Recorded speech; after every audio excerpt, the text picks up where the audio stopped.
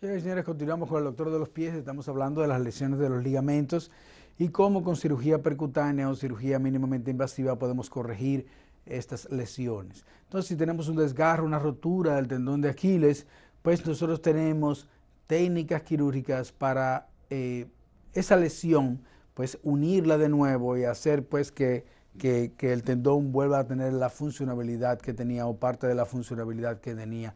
Y lo podemos hacer con correcciones mínimamente invasivas. Es decir, existen técnicas para corregir el tendón de Aquiles, para ayudar al tendón de Aquiles cuando se desgarra, cuando se rompe, de manera mínimamente invasiva. Pero hay lesiones que son muy grandes, que son muy prominentes y que van a necesitar pues de la cirugía abierta, que pueden necesitar pues extensiones del tendón de Aquiles para que vuelva a tener la funcionalidad que tenía, e inclusive pueden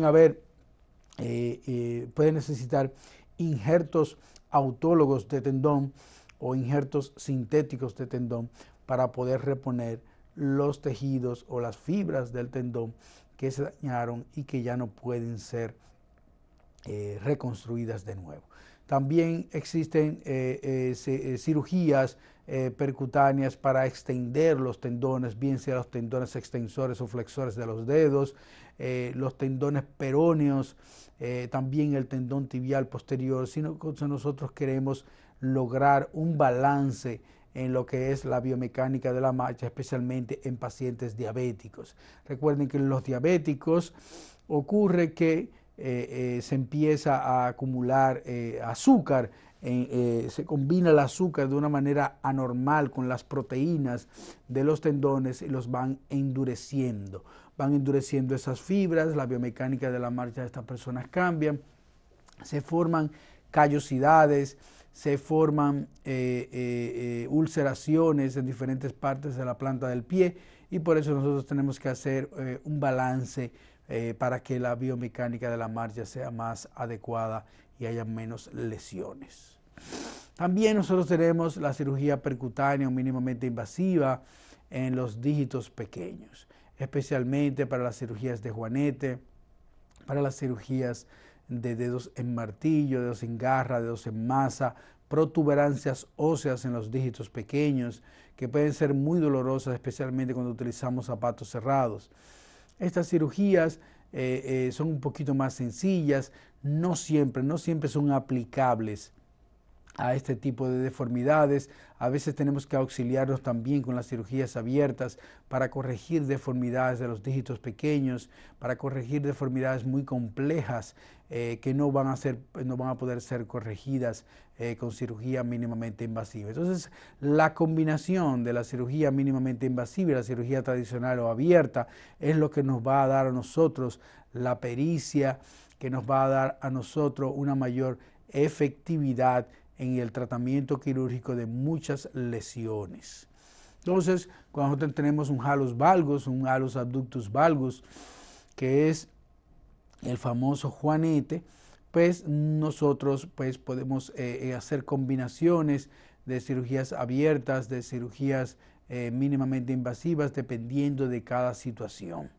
Si la deformidad es muy prominente, lo más recomendable es hacer cirugía abierta. Si la deformidad no es tan prominente, especialmente la cirugía de los juanetes, pues nosotros podemos hacer cirugía mínimamente invasiva, en donde se eliminan las protuberancias, se pueden realizar osteotomías para los segmentos, pues alinearlos y lograr una mejor estructuración estética y funcional de estas deformidades.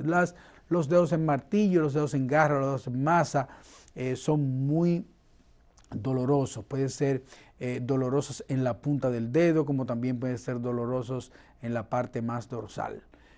Ahí pues nosotros podemos hacer cortes de tendones, podemos hacer artroplastias, es decir, entrar dentro de la articulación y producir una fusión de esta articulación y colocarla en la posición deseada, en la posición pues más cómoda. También están los problemas de los metatarsos, que pueden ser manejados con cirugías mínimamente invasivas. Especialmente la mínima invasiva la utilizamos en los pacientes diabéticos, en pacientes que tienen compromisos circulatorios, pero en las personas que no tienen compromisos circulatorios, que no sufren de diabetes, preferimos para que la corrección de los metatarsos se prefiere pues lo que es la cirugía abierta. ¿Por qué? Porque podemos alinear la cabeza del metatarso con mayor efectividad e impedir lo que se llaman las lesiones de transferencia que se pueden producir a veces con la cirugía cerrada o la cirugía percutánea de los metatarsos.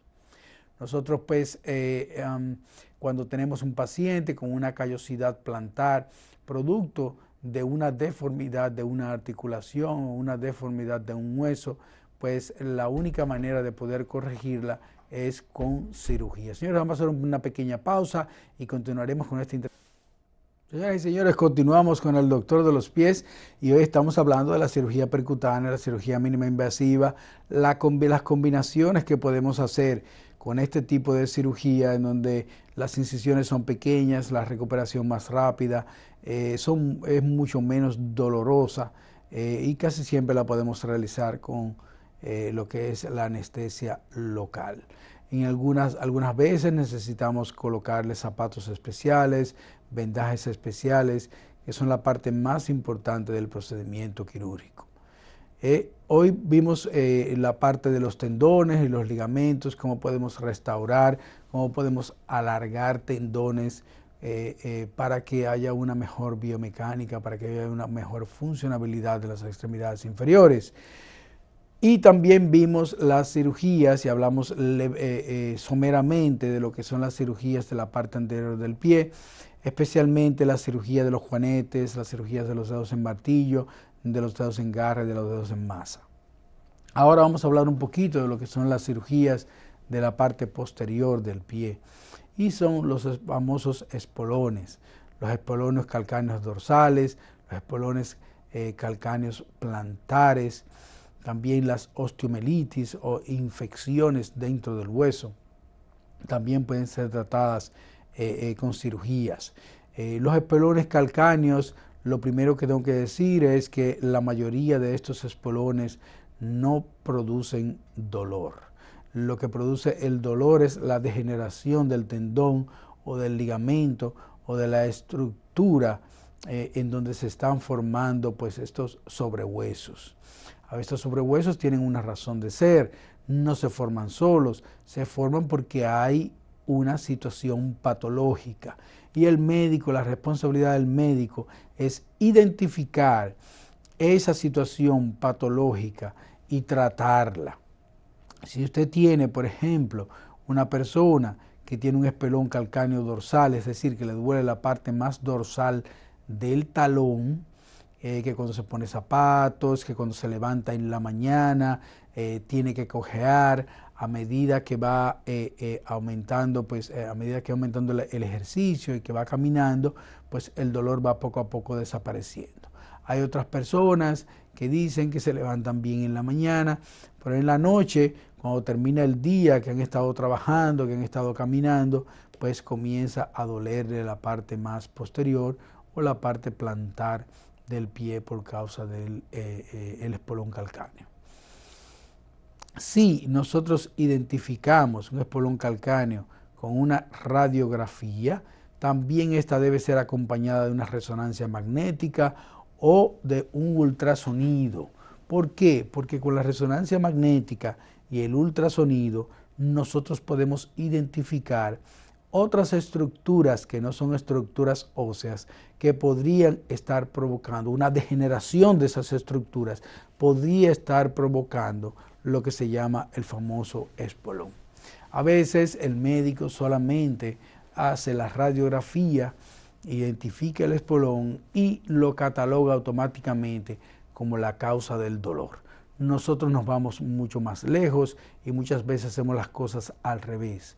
Buscamos estructuras blandas como ligamentos, tendones, músculos, nervios como causa del dolor y por último dejamos pues los espolones como la causa del mismo. Cuando el dolor es ciertamente producido por un espolón calcáneo, pues existen dos tipos de cirugías. Hay una cirugía que es la cirugía percutánea, la cual nosotros preferimos para los espolones, en donde además de un instrumental especial y un entrenamiento especial que usted debe tener, pues también pues usted tiene que tener un equipo radiográfico, un brazo en C diseñado única y exclusivamente para este tipo de procedimiento. Porque usted tiene que ir mirando, automáticamente usted va eliminando el espolón calcáneo, usted tiene que ir mirando a través del brazo en C qué falta y qué sobra. Porque si usted se va muy profundamente hacia el hueso, usted puede provocar una fractura del calcáneo. Y las fracturas del calcáneo pues son bien difíciles de tratar, son bien difíciles de manejar. Entonces, en toda cirugía sepan ustedes que van a haber complicaciones. Pueden haber complicaciones de infecciones, pueden haber complicaciones de lesiones de estructuras circundantes, como por ejemplo los nervios, las arterias o las venas, y también estructuras como son los ligamentos y los músculos. Señores, muchísimas gracias por haber sintonizado hoy al Doctor de los Pies y será hasta la próxima.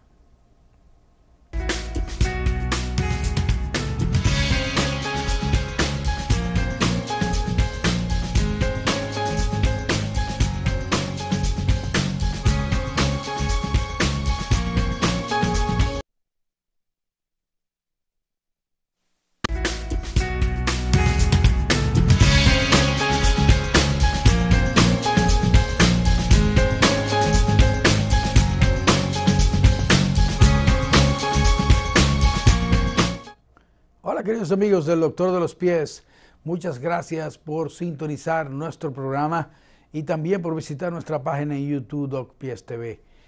Hoy, señores, vamos a hablar de un tema que a ustedes les va a gustar mucho porque se trata de los avances de la cirugía en el pie y en el tobillo.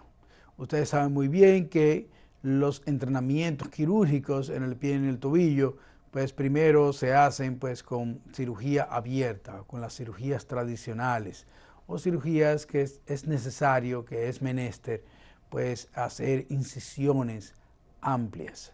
Con las incisiones amplias se ven mejor los tejidos y hay menos margen de error, según dicen nuestros profesores.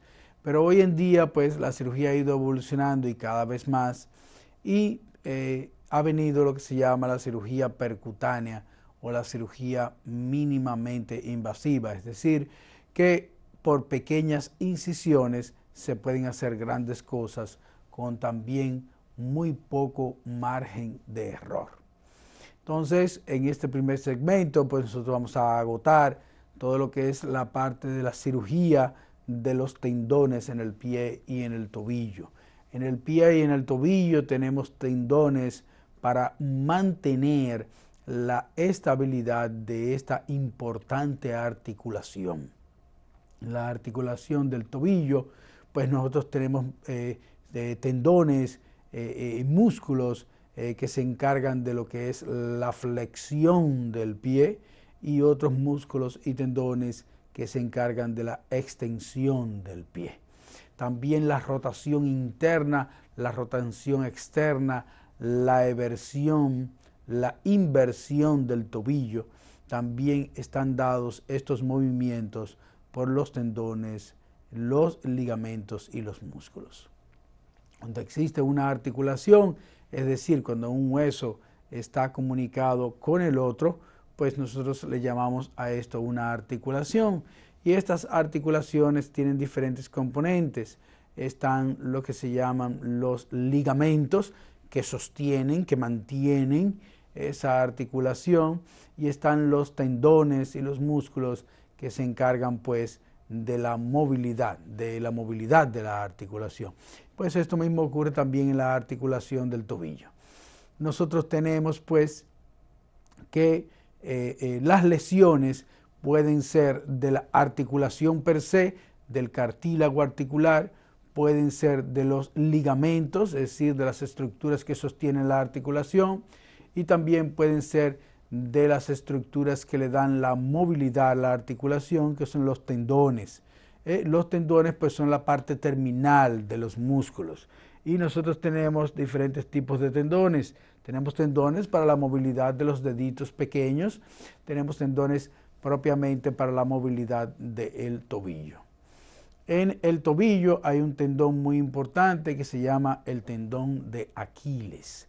El tendón de Aquiles lo que produce es la plantiflexión. Nos ayuda a empinarnos, a mantenernos con el pie de punta. Cuando nosotros tenemos un tendón de Aquiles roto, lesionado, fracturado, desgarrado o debilitado, pues entonces vamos a tener muy poca posibilidad de empinarnos, no vamos a poder empinarnos. Cuando tenemos un tendón de Aquiles muy rígido, muy apretado, o contraído o acortado, el tendón de Aquiles, pues entonces vamos a tener una manera de caminar en la punta de los pies. El tendón de Aquiles pues se puede lesionar, se puede romper al momento de usted hacer ejercicios muy bruscos como saltar, correr, jugar tenis. Ahí se puede desgarrar o se puede romper. También una mala pisada puede hacer que el tendón de Aquiles se rompa, se fracture, se lesione, se desgarre, y eso va a producir pues muchísimo dolor. Usted no va a tener la posibilidad, va a impedirse lo que es la plantiflexión del pie. Las lesiones del tendón de Aquiles se pueden manejar de diferentes maneras. Existe una manera conservadora que es la inmovilización, la utilización de plasma rico en plaquetas para la regeneración de esas fibras del tendón, y también se pueden utilizar desinflamatorios y analgésicos. El hielo, recuerden que es uno de los desinflamatorios naturales más poderosos que existe, y el hielo siempre nosotros lo utilizamos después de una lesión en los tendones y en los ligamentos. Señores, vamos a hacer una pequeña pausa y en el próximo segmento continuaremos con este interesantísimo tema.